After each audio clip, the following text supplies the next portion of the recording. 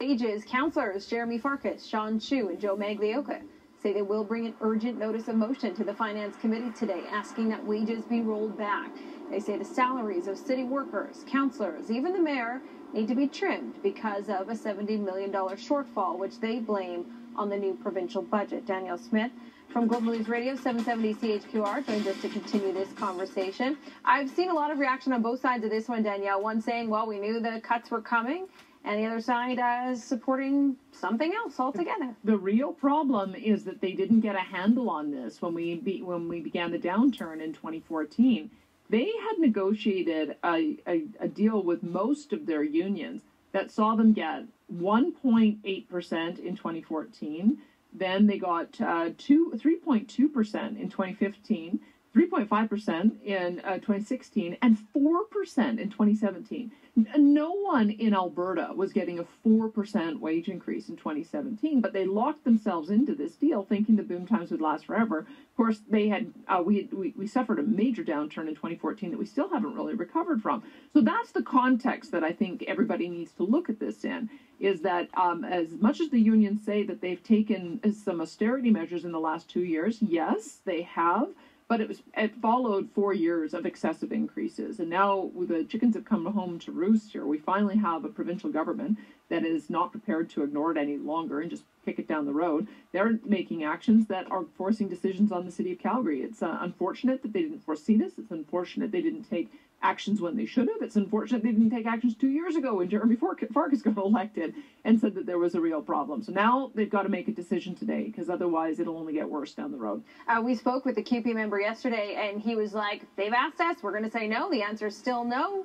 We're not doing it. Well, do you think this is a big fight ahead? Well, I hope not, for the sake of people's respect for the frontline workers and the unions, because I think that attitude shows a bit of a callousness towards those who have suffered with major declines in their income over the last 5 years, with job losses they've not recovered from, with having to take positions that are a fraction of what they used to make. So I think that the sympathy well is pretty low for those who are paying taxes to the city of Calgary, especially since we see so many favorite businesses going under, because for so long they've just shifted the burden over to the business community, and now the business community is collapsing under the weight of it. Something's got to give here, and because wages make up such a high percentage of the city's costs, that's the only place to show some austerity. I hope that we see a little bit more reasonableness on the part of the unions, if it's only for a short term. This is just it. It's not like it's going to be forever, but there needs to be a couple of years until we get back into budget balance. Oh, well, we'll see what happens today. The conversation.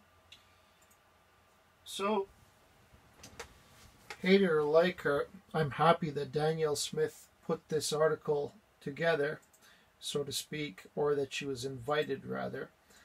I've talked about in a previous video about the massive spending that's been going on. And really, there are 3 councillors that I know of now who are actually trying to do something about it, but really it started with just one. This gentleman here in the top corner, you cannot see him, there he is, Jeremy Farkas. So, in the city of Calgary, if you've watched my previous videos, then you might know. If you haven't, here's another repeat of it. Calgary is extremely in a bad situation that was created by City Council and, by extension, Nenshi. Ever since Mayor Nenshi got in power, the, let's call it, fiscal responsibility in the city has gone way down for projects that I neither could fathom nor understand the purpose for. You look at, if you live in the city of Calgary, and you can vouch for this if you pay attention, of course. Let's take a bike path downtown by the Peace Bridge. Now, it used to be a beautiful green field with the path running through it for bicycles and pedestrians to share together. And then it became a pit, well, adjacent to a pit. So all those things are there, but then there was a massive pit in the ground where they tried to put up a high-density housing project. And then the entire field and walkway got torn up for, well, the entire field was gone, and then the beautiful field on the east side, and, well, the southeast side, let's call it, got completely destroyed, and in its place they put concrete everywhere with concrete planters that now contain plants and other things like very ostentatious plants and trees and whatnot. Okay, so I'm trying to paint the picture for you as best I can, and I apologize if it's not clear, but what I'm trying to say is that it was a park, a simple park with a pathway and then Peace Bridge crossing over. And now it's it has, I don't know, 50 planters, 25 planters. I couldn't say, I haven't counted them all, but a lot of concrete planters that had to be poured and created. And then, so here's my metaphor. What was wrong with the original park that was there? It is a beautiful park. Kids and teenagers, adults, you name it. Everybody brings their family through when they cross through Peace Bridge, and they can rest nicely on the grass. And they often do. Some of them even had a picnic or gathering there. So that's all gone in favor of a concrete planters, several, a lot of them. Now, it cost so much money because they had to shut down the bike path for, I think, at least 1.5 years before they completed it, because they didn't even put a concrete path in, they put bricks in, so it's even more expensive. And the bricks are artistic and different sizes and different cuts. It's actually a beautiful pathway, but it's an ostentatious pathway. And the planters are ostentatious and useless. Unnecessary is the best word. So I'm looking at this, and this is just one project, but it's a symbol for a lot of the things that are happening in Calgary. When you talk about the city can't afford to make pay cuts and so on and so forth, what we really should be talking about is why on earth are we doing all these ostentatious projects throughout the city of Calgary, breaking up what is existing and replacing it with something completely different that's extremely expensive in a time of economic downturn where companies are leaving us. And we're still spending horrendously, right? This is the point that it boils down to. Your fiscal responsibility is nowhere to be found.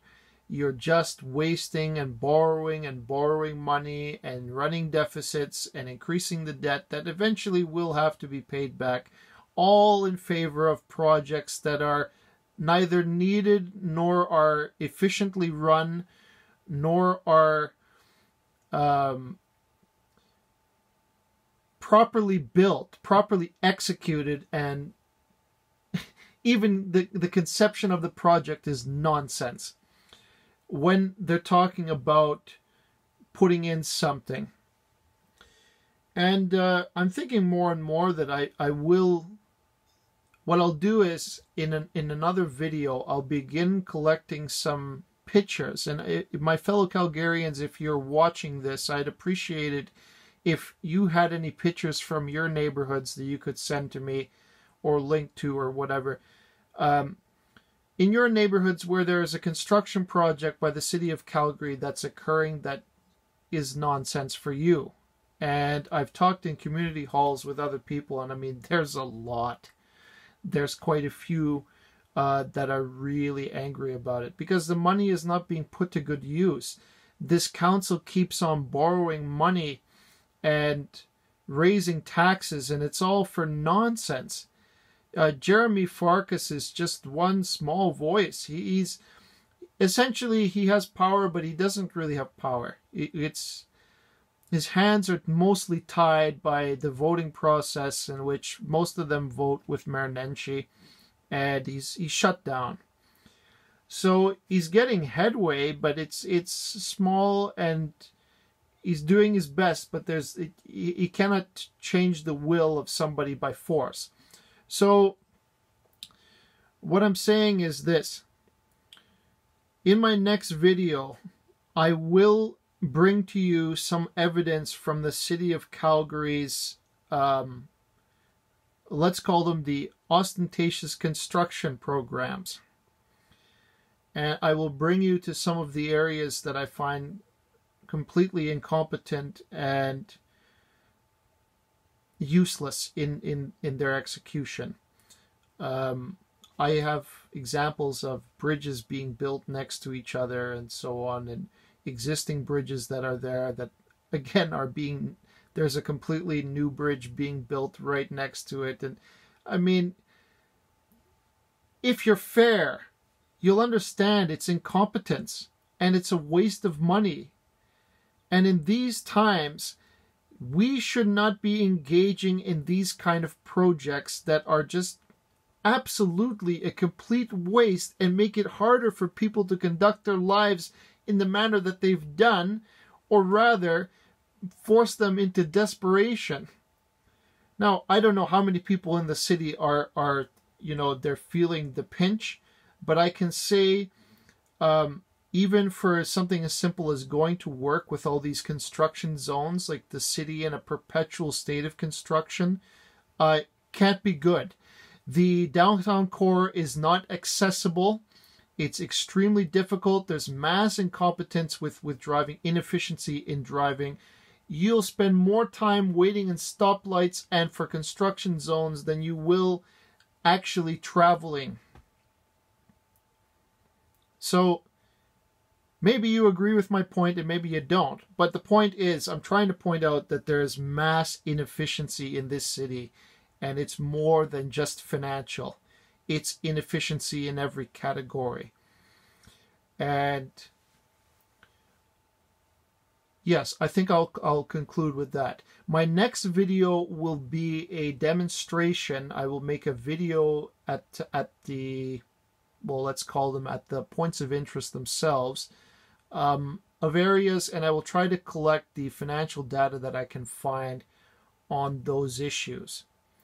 So with that aside, I thank you for your time and attention, and good day. Bye-bye.